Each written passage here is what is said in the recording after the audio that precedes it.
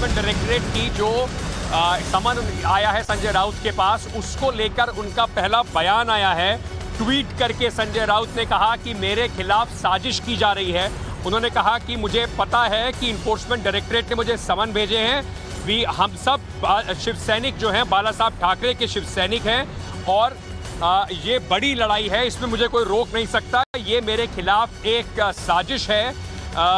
अगर मेरी गर्दन भी काट दी जाएगी तब भी मैं गुवाहाटी का जो रास्ता है उस रास्ते पर नहीं जाऊंगा।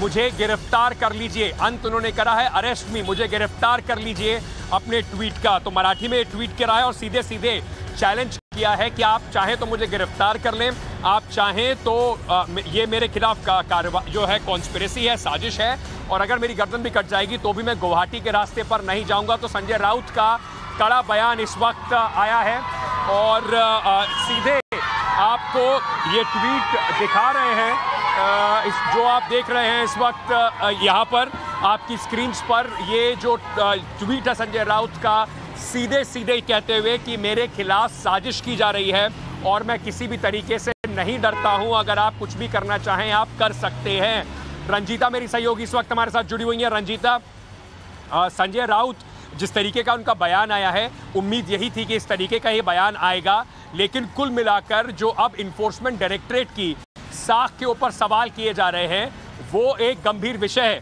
एक तरफ भाजपा और समर्थित पार्टियां कह रही हैं कि कानून अपना काम कर रहा है। संजय राउत ने सीधा सीधा कहा है कि ये मेरे खिलाफ साजिश है।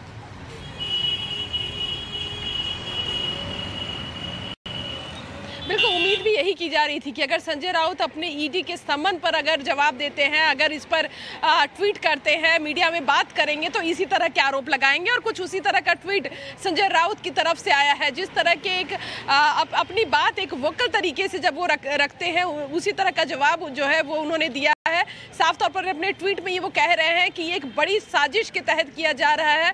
महाराष्ट्र में जो चीज़ें चल रही है, राजनीतिक उथापथल है, और इस बीच में जो शिवसेना अपना स्टैंड रख रही है उसको कहीं ना कहीं रोकने की ये कोशिश है।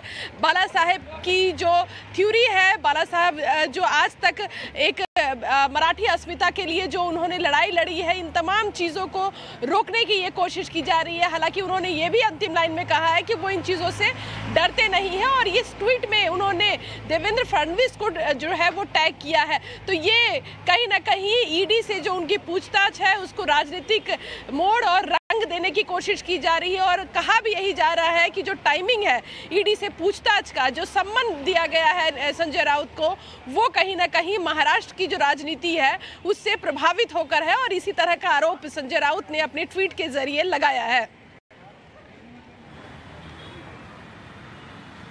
तो राजनीति में इस वक्त जो ये बड़ी पूरा हलचल मची हुई है, जिस तरीके से इन्फोर्समेंट डायरेक्टरेट ने समन भेजा और उस समन के बाद जो अब उसका प्रतिक्रिया संजय राउत की आई है, ये इस वक्त की बड़ी खबर है।